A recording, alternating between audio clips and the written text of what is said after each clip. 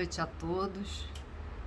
Eu sou Simone Valverde, do Centro Espírita Fraternal Teresa d'Ávila, e mais uma vez estamos aqui reunidos para o estudo do Evangelho segundo o Espiritismo, do Evangelho do Senhor Jesus e da nossa patronesse Teresa d'Ávila. Então tenhamos um bom estudo na noite de hoje. Vamos começar com a nossa prece. Senhor Jesus, Deus nosso Pai Criador, Teresa d'Ávila, patronesse do nosso querido Centro Espírita Fraternal Teresa d'Ávila, que possamos nessa noite estudar no Evangelho segundo o Espiritismo todos os exemplos dados por Jesus, as orientações, bem como o teu exemplo, Teresa, pois sabemos que esses exemplos, essas experiências que vós nos deixastes, servem como guia e orientação para a nossa conduta aqui no orbe terrestre. Sejam conosco agora e sempre e nos deem a permissão para o início desse estudo na noite de hoje, que assim seja.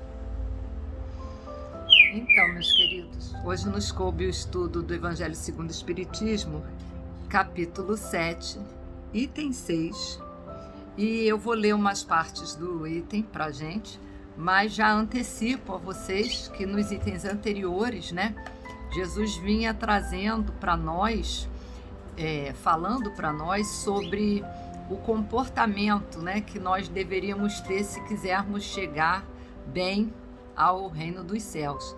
Então ele traz alguns exemplos, como o exemplo da pureza que a criança carrega, então que nós deveríamos ser tais como crianças, e também o exemplo de quando a gente chega numa festa, por exemplo, e toma os assentos mais destacados, os primeiros assentos.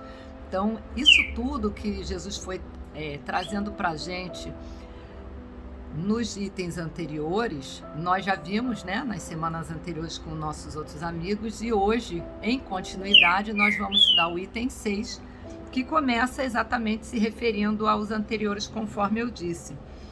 E, dessa maneira, Jesus nos diz que essas máximas anteriores, ou seja, a da criança e também a da posição que devemos escolher quando estamos num evento, por exemplo, que são o comportamento que é o princípio da humildade, e que esse princípio da humildade, ele é uma condição essencial para a nossa felicidade. Então, assim, muitas vezes nós ficamos buscando, durante a nossa vida terrena, motivos de felicidade, e não raramente achamos, equivocadamente ou não, que encontramos. E por que eu disse equivocadamente ou não? Porque muitas vezes são ou felicidades temporárias ou felicidades materiais. Então a gente tem que tomar cuidado que normalmente a felicidade material, ela também é temporária,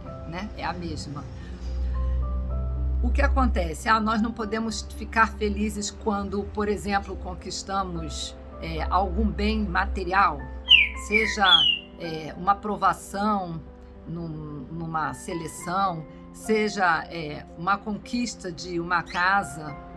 Nós podemos, mas nós precisamos saber que tudo aquilo é material. Não é importante? É importante. É importante enquanto estivermos mergulhados na matéria, enquanto estivermos dentro da nossa vida material aqui no orbe terrestre. Porque na vida terrena, na vida material, nós vamos precisar nos locomover, nós vamos precisar nos alimentar, nós vamos precisar de um computador, ou agora da rede de comunicação, como nós estamos agora fazendo uso.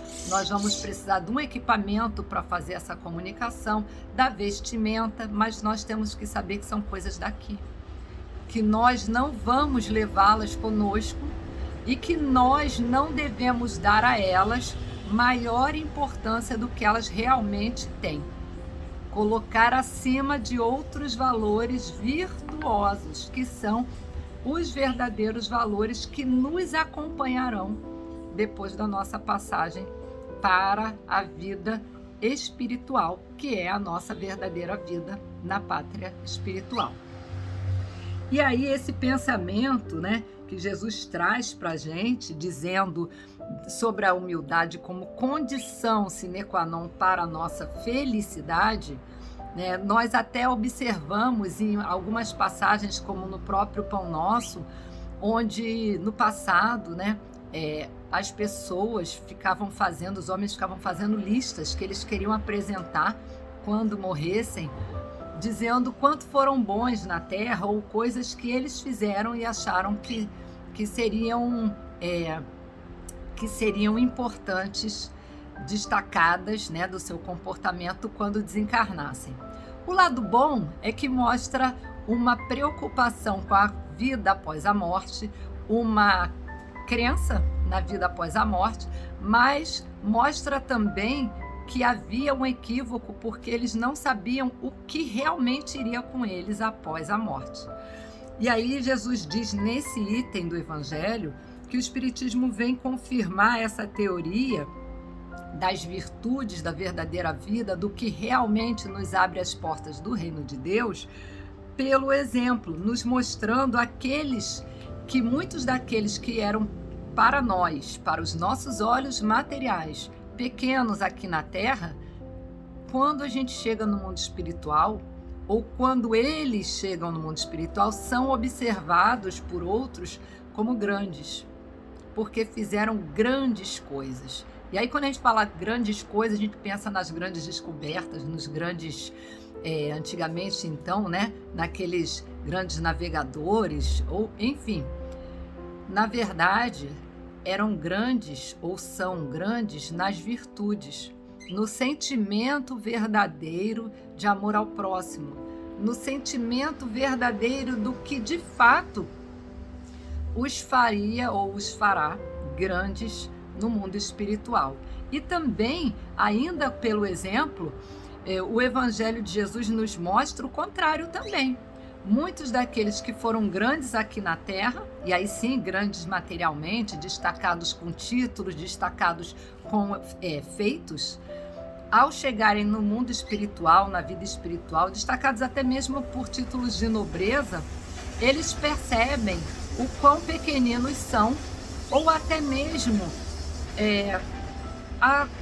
a não importância, a não equivalência dos títulos terrestres, né? Então, na verdade, não existem, né? Outro dia a gente estava até conversando durante um estudo da Gênese sobre isso, que não existem títulos, sejam profissionais ou não, no mundo espiritual. Então, muitas vezes, ainda o Espiritismo nos mostra essa aplicação no princípio das encarnações sucessivas, toda essa diferença entre um e outro aos nossos olhos.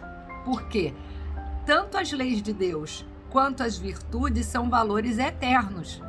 Eles não perdem o valor, né? A gente percebe no mundo terreno assim, um determinado item ou uma determinada cadeia de valor que está com uma importância material numa época e na outra época perdeu valor, isso tinha valor há 20 anos atrás. Mas as virtudes são as virtudes.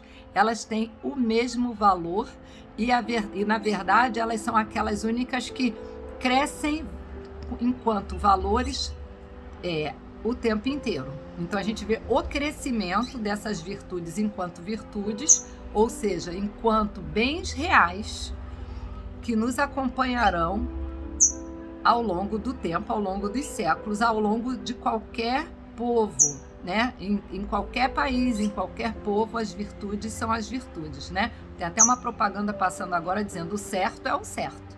Então não tem o meio certo, tem o certo e tem o que não é certo, que é o errado, claro, né? E aí, ainda falando sobre a humildade que devemos ter para de fato nos apresentar diante de Deus, diante dos nossos, diante da nossa vida espiritual, quando desencarnarmos, a gente percebe que muitas vezes, com o pretexto de um autocuidado, um pretexto de uma autoestima, a gente quer realizar atividades ou realizar determinadas coisas, dizendo assim, afinal de contas eu mereço, eu trabalho para isso.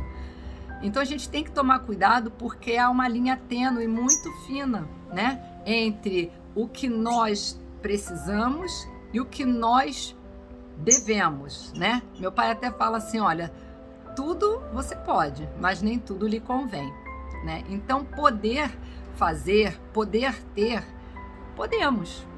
Mas será que nos convém naquele momento? Será que nos convém para a nossa vida futura? Às vezes é uma coisa que vai trazer problemas, né, dentro da nossa família ou até mesmo perante a nossa vizinhança, que vai nos atrapalhar na nossa vida extracorpórea. Então a gente também, não posso ter um bem? Posso, só que eu tenho que ter para que ele nos sirva, ele me sirva, e não nem eu servir ao bem material, e nem eu adquirir o bem material, ou o feito, ou o evento, para me mostrar superior ao outro. Olha, eu tenho, você não tem, igual criança, né? Ou então, e a criança mal orientada, porque a criança cujos pais mostram os verdadeiros valores, elas são muito inteligentes, cada vez mais, né? E aí elas já vão conduzindo, muitas vezes até os adultos, pelo caminho certo, pelo caminho correto. Então, se nós temos aquele bem para nos servir enquanto estamos na Terra, temos também que lembrar do desapego, e o desapego não é só eu doar. É sim eu doar o que eu não preciso, o que eu não estou usando, o que não vai ser útil para mim naquele momento e que é muito útil para alguém que esteja precisando, mas também ter a consciência do desapego quando do desencarne. Não ficarmos preocupados se qual uso que será feito com aquele bem que ficou aqui na Terra. Porque se nós já desencarnamos, nós não temos mais necessidade de nada daquilo. E o uso que será feito, o uso que será dado por aqueles que aqui ficarem, agora é problema deles. Seja o desapego, seja usar o bem para ser servido, tudo isso que eu comentei anteriormente.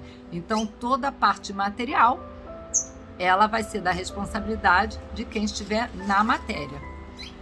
E aí, quando o Evangelho diz para a gente que essa confirmação da felicidade, da grandeza, né, na pátria espiritual, ela se dará pela humildade, a garantia da nossa felicidade fora da Terra, ela será dada, será confirmada pela nossa humildade. E aí nós sim conseguiremos ser grandes. Não que queiramos ser grandes quando desencarnarmos, mas precisamos nos apresentar diante de Deus, diante da espiritualidade superior quando desencarnarmos, sem termos a vergonha de termos sido tão equivocados ou de termos perdido tanto tempo. Não é que não tenhamos que nos envergonhar, mas nós já temos o esclarecimento do exemplo, tanto de Jesus quanto da nossa própria patronesse, né? Nosso estudo dominical, nosso estudo semanal é justamente para nos trazer mais próximo deles, principalmente quanto aos exemplos, porque o exemplo mostra que eles viveram aquilo, que eles viveram e tiveram aquela experiência, e por isso tem não só a propriedade de nos passar, mas a propriedade de nos mostrar que nós também temos a capacidade de suplantar as nossas dificuldades. É difícil? É difícil. Às vezes parece que a gente não vê saída, mas a gente tem que ser resignado, tem que ter a fé e sempre rogar por bom ânimo, né? A Deus, ao nosso anjo guardião, enfim. E assim, queridos, a nossa patronesse no capítulo 7 do livro da vida, ela vem, aliás, o início do livro, né, do capítulo 7, ele já diz assim, que ela nos conta, nos traz nesse capítulo, de que modo ela foi perdendo as graças recebidas, que ela chamava assim, né, como católica, como uma freira. Ela dizia que tinha as graças concedidas pelo Senhor, e de que maneira que ela foi perdendo essas graças que o Senhor lhe havia feito e a vida ruim que ela começou a ter. Então, por que eu estou dizendo isso para vocês? Porque ela nos narra nesse capítulo que todas as graças que ela julgou ter perdido durante a sua vida, esse período da sua vida, foi justamente no momento que ela ficou dando muito maior valor às coisas mundanas do que às coisas espirituais. Ao ponto que ela fazia, eu lembrei até agora de um ditado, né? Pelo menos brasileiro, que as pessoas falam assim, quem nunca, né? Então, um termo, né? Uma gíria, não sei, uma expressão, mas por que quem nunca? Porque ela traz que ela ficou tão envolvida com as coisas materiais e aí ela não tinha nem tanto tempo para as coisas espirituais, como ela também, por se envergonhar de estar envolvida com as coisas mundanas, ela começou a dar autodesculpa, dizer assim, mas eu fazer só isso, tudo bem, mas eu me envolver com essa maledicência, fofocar, que aí elas ficavam, né, entre outras freiras falando, ela diz até que ficava por cima do muro falando com outras freiras sobre coisas aleatórias, então ela começou a dar aquela desculpa para si mesma de que tudo bem ela fazer aquilo. E aí foi por isso que eu disse, quem nunca pensou dessa maneira? Não, eu fiz, mas tudo bem. Não, eu falei mal do outro, mas tudo bem, quem nunca? Só que aí ela percebeu que um afastamento que começou a haver entre ela e o Senhor Jesus, a quem ela tanto tratava como amigo, né? Entre ela e as coisas verdadeiramente virtuosas, entre as coisas verdadeiramente espirituais, que tinham o valor real. E aí ela até diz numa passagem que ela, tão vã, sabia se prevalecer das coisas que o mundo geralmente estima, né? O mundo material. E com isso, as pessoas davam liberdade, permitiam que ela fizesse aquelas coisas.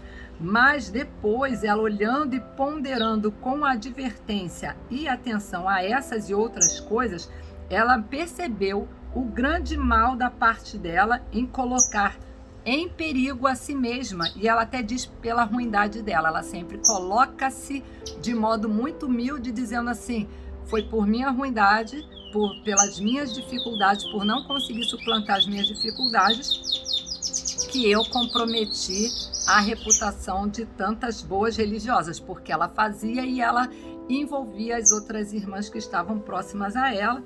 E aí ela diz que esse momento ela percebia que ela perdia as graças do Senhor, que ela se afastava de Deus.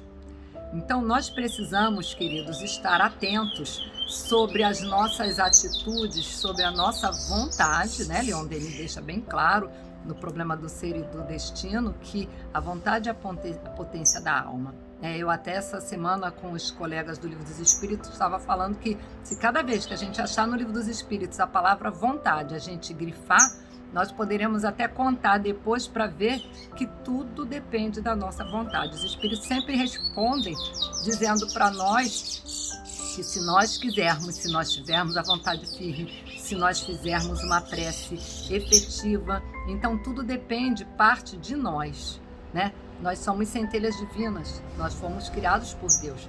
E as leis de Deus estão gravadas na nossa consciência. Então, que nós possamos nos utilizar de todas essas ferramentas que estão dentro de nós, concedidas por Deus na nossa criação, para a nossa própria melhoria, para o nosso próprio progresso evolutivo.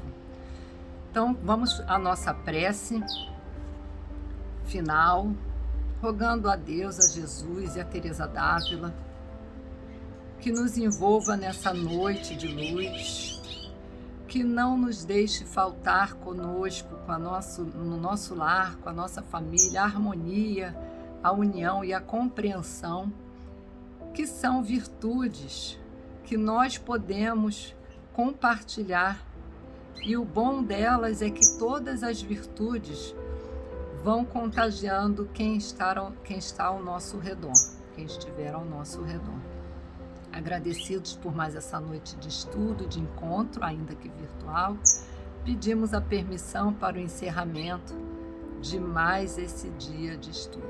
Que assim seja. Muito boa noite a todos.